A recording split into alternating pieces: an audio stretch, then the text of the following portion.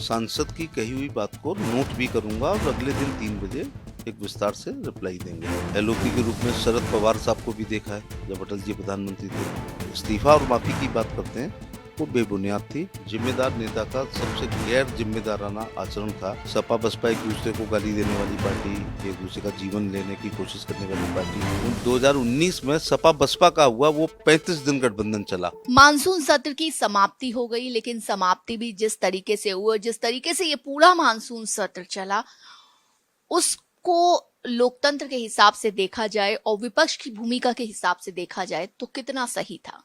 बात करने के लिए हमारे साथ केंद्रीय मंत्री एसपी बघेल जी बैठे हैं। सर, देखा जाए तो विपक्ष की पूरी भूमिका को आप किस तरीके से देख रहे हैं इस मानसून सत्र के दौरान? विपक्ष पूरे मानसून सत्र के समय, खासतौर से राहुल गांधी जी, अपने स्टैंड पर कायम नहीं रहे। बिजनेस एडवाइजरी कमेटी में कमेंटमेंट कर देते थे और उसके घंटे भर बाद बेल में आ जाते थे। फिर अपनी बात से पीछे हट जाते थे। जब शुरू में नीट को लेके बात हुई तो स्वाभाविक बात है कि नीट में एफआईआर हो चुकी है, गिरफ्तारी हो रही है, जेल भेजे जा चुके हैं। उससे महत्वपूर्ण बात हो भविष्य में ऐसा ना हो, तो एक टास्क फोर्स बना है। उस टास्क फोर्स भी इतनी तारीफ की बात नहीं जितनी तारीफ है कि उसमें जो चुने गए लोग हैं वो अपने अपने क्षेत्र के बहुत माहिर हैं। जैसे कोई इन्फोसिस के सह संपादक हैं, आईबी का डायरेक्टर सबसे बड़ा पद होता है, देन आईआईटी के डायरेक्टर, पूर्व शिक्षा सचिव भारत सरकार, और लॉजिस्टिक के मीना जी। तो इसके बाद इस पर बंद हो जाना चाहिए। जहाँ तक बच्चों वाले आंदोलन की बात है, उसमें जो कमिटमेंट सरकार ने किया था वो पूरा किया है। इसके अलावा इनकी मांग थी कि चर्चा होनी चाहिए। तो परसों जो कल अमित शाह जी ने जो एक बयान दिया कि अगर विपक्ष तैयार है तो आज सब काम रोक करके स्पीकर साहब से अनुरोध किया जाएगा कि 3 बजे से चर्चा शामिल हो। एक कदम आगे बढ़ते हुए अमित शाह जी ने कहा कि मैं स्वयं उपस्थित रहूंगा, प्रत्येक सांसद की कही हुई बात को नोट भी करूंगा और अगले दिन 3 बजे एक विस्तार से रिप्लाई देंगे। तो वो माफी और इस्तीफे की बात हो रही है, तो ये बात ठीक नहीं है। क्या ट्रेंड जो है वो सेट होता है? विपक्ष की ने जिस तरीके से अभी किया कि एक रंगमंच सा बना दिया संसद परिसर को, अंदर हंगामा, वेल तक जाना, एक आगे के लिए आगे की पीढ़ी जब इस लोकतंत्र के मंदिर में आएगी और विपक्ष की भूमिका, कुछ पक्ष की भूमिका में होंगे, कुछ विपक्ष की, तो क्या ट्रेंड सेट करता हुआ? हमने लीडर अपोजिशन के रूप में अटल जी को भी देखा है, तो क्या कोई ऐसा सीन होता था? एलओपी के रूप में शरद पवार साहब को भी देखा है जब अटल जी प्रधानमंत्री थे। लेकिन लीडर अपोजिशन जो राहुल गांधी हैं, वो इस पद की गरिमा को उन्होंने कम किया। संसद भवन कॉमिक के लिए, स्टैंडिंग कॉमेडी के लिए, प्रहसन के लिए, नुक्कड़ नाटक के लिए, या एक कोई ड्रामा करने के लिए ऐसे नहीं होता। नाट्य रूपांतर के लिए नहीं होता है। तो ये जो इस बार अयोध्या के तमाम इशूज को लेकर के किया है, वो भगवा वस्त्रों का भी अपमान किया। और तमाम ऐसे लोग, कुछ लोगों की गलती है, लेकिन तमाम ऐसे लोग जिनकी सनातन में अगाध आस्था है, उनको कहीं ना कहीं बुरा भी लगा है।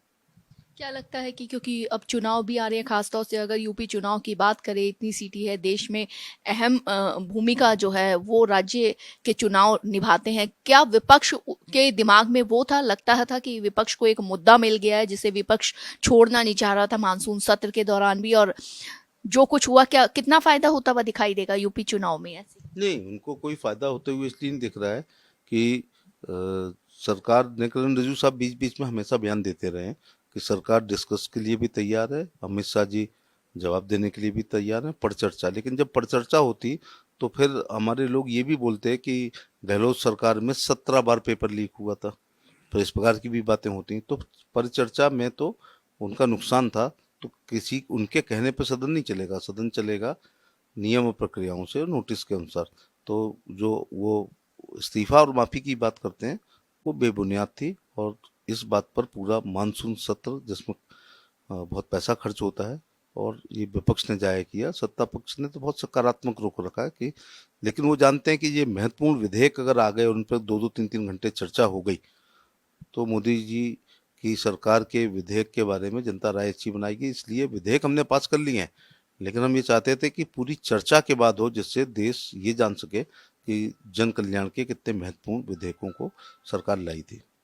लेकिन सर, जिस तरीके से संसद चली है, जितना संसद का वक्त खराब हुआ है, बिल पास हुए लेकिन जिस तरीके से हुए बिना चर्चा के, जिम्मेदारी विपक्ष की भी बनती थी हर एक बिल पे चर्चा करे, जनता का पैसा लगता है, वक्त खराब होता है संसद का, तो ऐसे में जवाबदेही किसकी बनती है, पक्ष विपक्ष में किसकी बनेगी? नहीं, इस बार तो पूरे मानसून सत्र में विपक्ष की ही जवाबदेही बनती है, क्योंकि वो लगातार स्टैंड अपने बदलते रहे।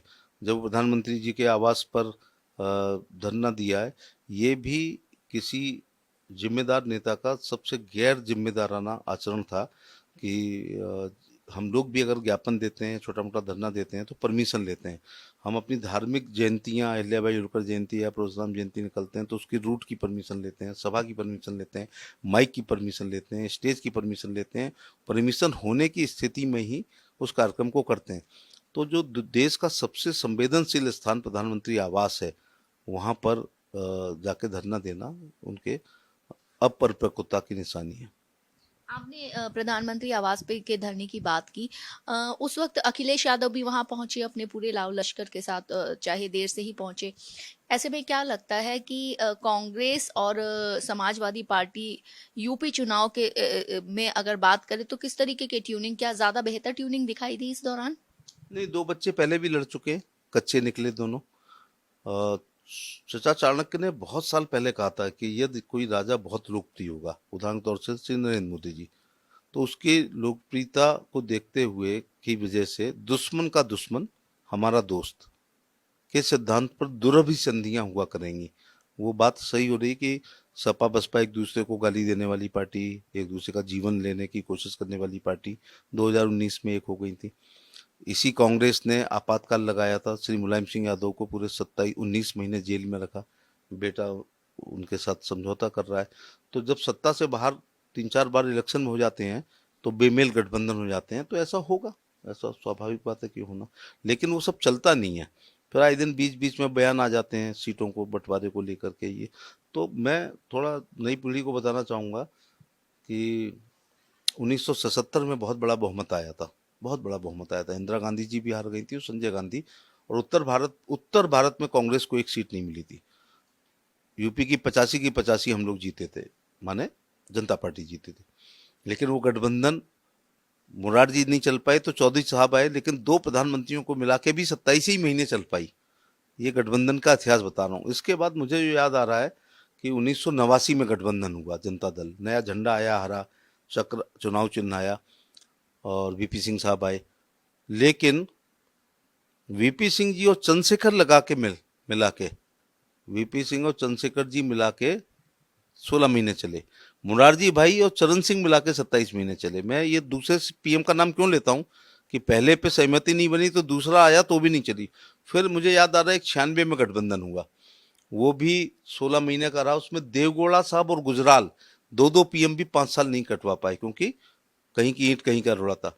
और इसके बाद अटल जी 13 दिन रहे, और फिर अटल जी 13 महीने रहे, क्योंकि उसमें भी ऐसे गठबंधन थे जो लंबे समय समर्थन नहीं दे सकते थे।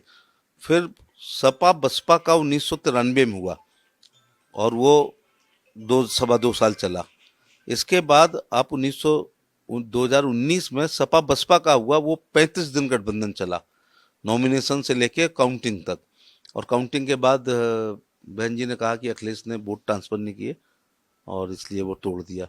तो मैं जनता से कहना चाहूंगा कि ये बेमेल गठबंधन जो होने जा रहा है, ये चलेगा नहीं, इसलिए उसके झांसे में ना आए। वहीं आज मानसून सत्र के आखिरी दिन जो है एक अलग तस्वीर दिखाई दी सदन में, वंदे मातरम गाते हुए, पूरा वंदे मातरम गाते हुए। तो किस तरीके का ये अनुभव रहा और इसको किस तरीके से आप देखते हैं? बहुत ही भव्य दिव्य और अलौकिक दृश्य वो था।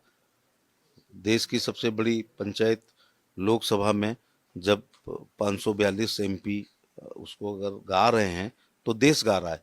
तो आज मुझे सदन में 140 करोड़ जनता गाती हुई दिखाई पड़ी, क्योंकि हम लोग अपने अपने क्षेत्र को रिप्रेजेंट करते हैं और बहुमत में हैं, तभी तो विपक्ष का भी वो उस इलाके का बहुमत का है, तभी वो जीत के आया है। तो इससे राष्ट्रीय एकता, देश की एकता, अखंडता, भाईचारा, सद्भाव मजबूत होता है और राष्ट्रवाद पैदा होता है। तो राष्ट्रवाद जो सब में होना चाहिए, पक्ष हो या विपक्ष हो। भारत एक्सप्रेस से बात करने के लिए बहुत बहुत शुक्रिया। भारत एक्सप्रेस के लिए कैमरामैन दिलीप के साथ मैं कोमल शर्मा।